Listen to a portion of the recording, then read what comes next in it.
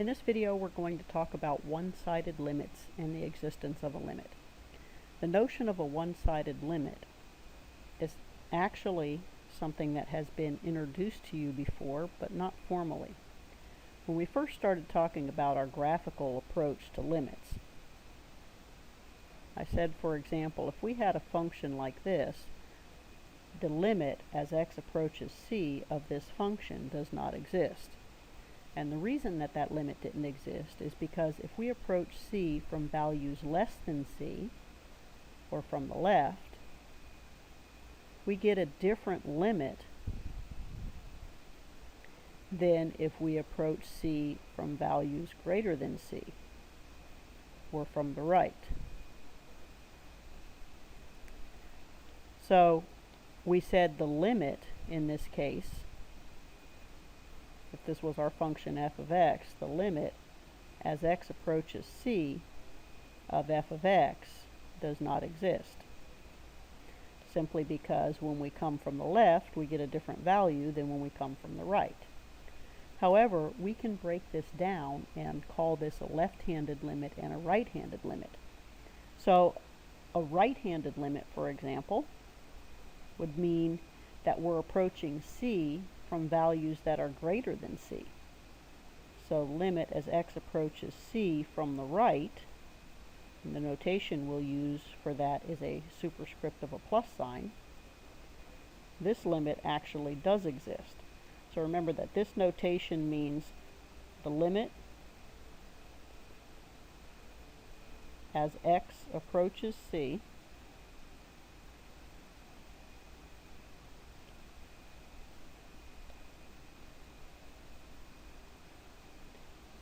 from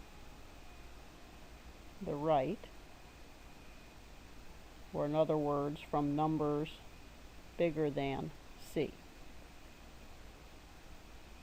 Okay? And then we can also talk about the limit as x approaches c from the left, and we'll use a superscript of a negative sign of f of x. So this represents again the limit as x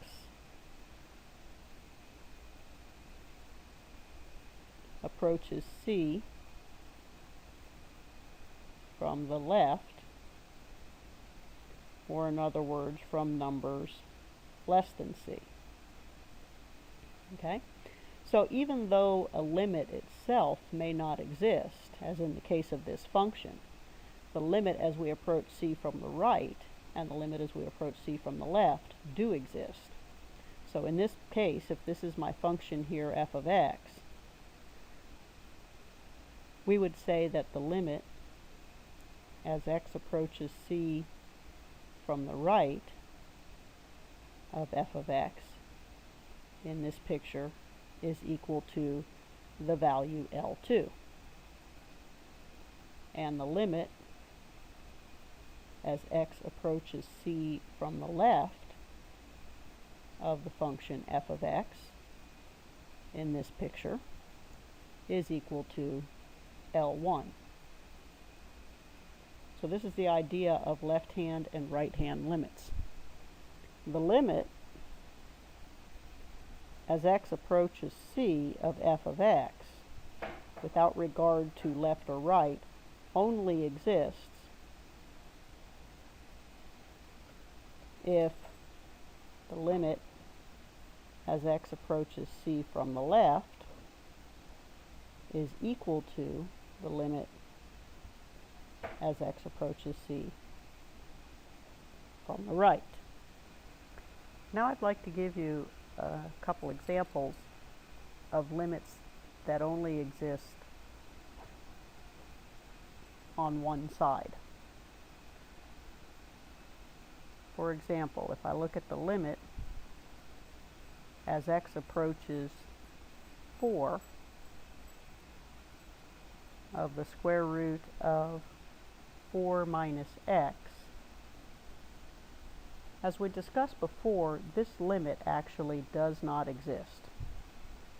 Okay, and again, the reasoning is we're taking the square root of 0, and remember I said that c, the thing we're approaching, has to be strictly greater than 0 when we have an even root, because we can only approach this value from one side. We can't approach from values that are outside the domain of the function.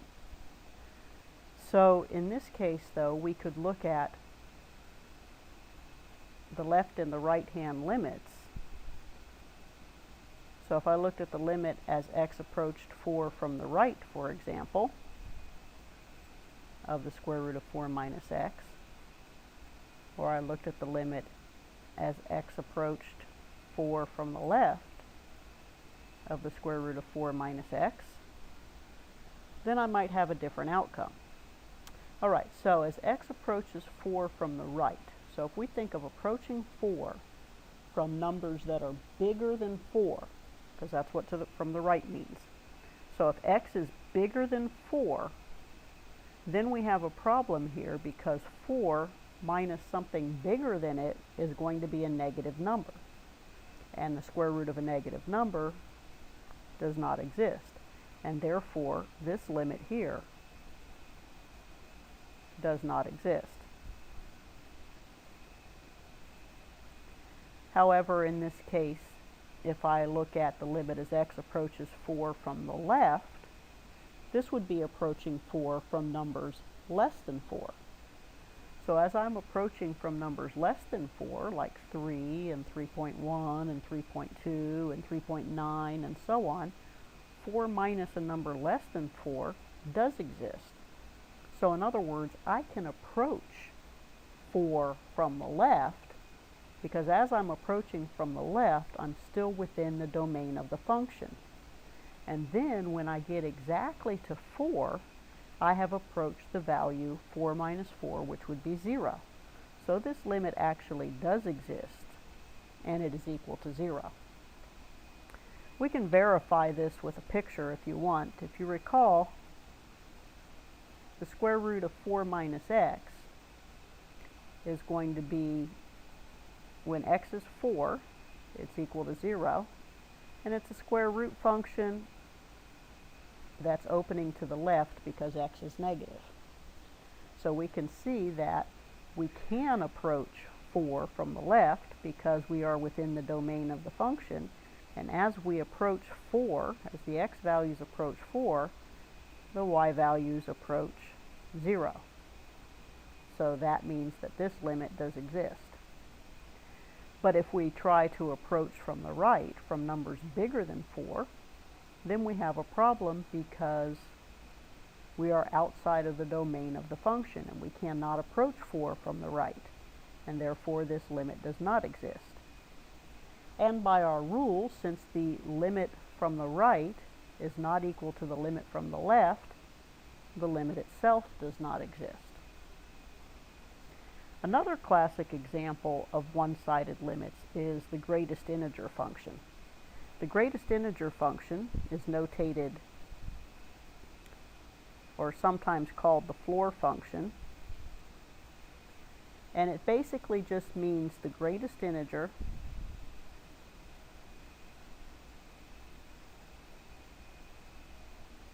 that is less than or equal to x. So for example, if I asked for f of 3.1, the greatest integer that is less than or equal to 3.1 is 3.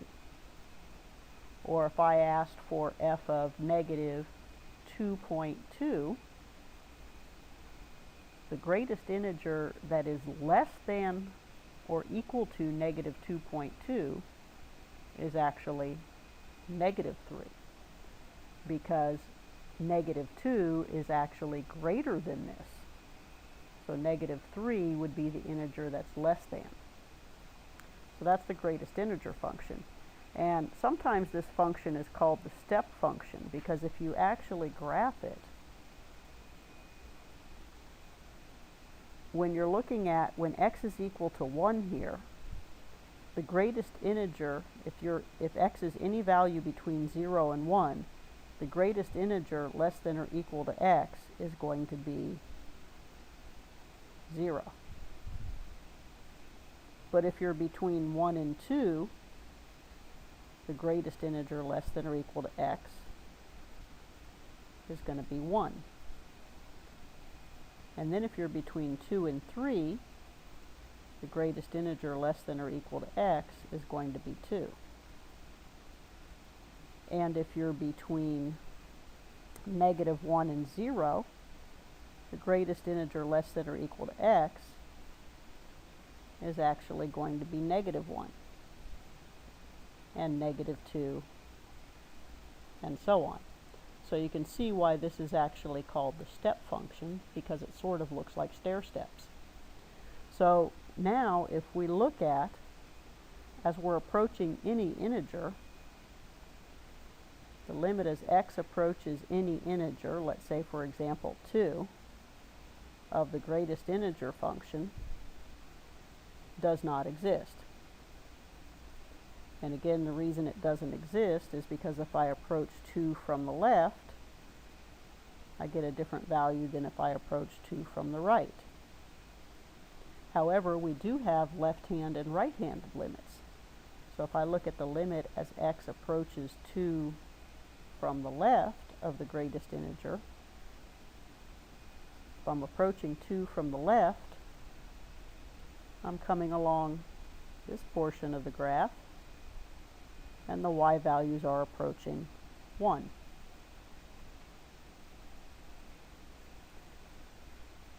However, if I approach 2 from the right, then that means I'm coming along this piece of the function. So therefore the y values are approaching 2.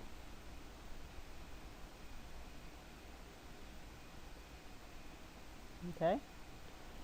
And so we can see that the left-hand limit and the right-hand limit, even though they both exist, they do not equal the same value, and therefore the limit does not exist.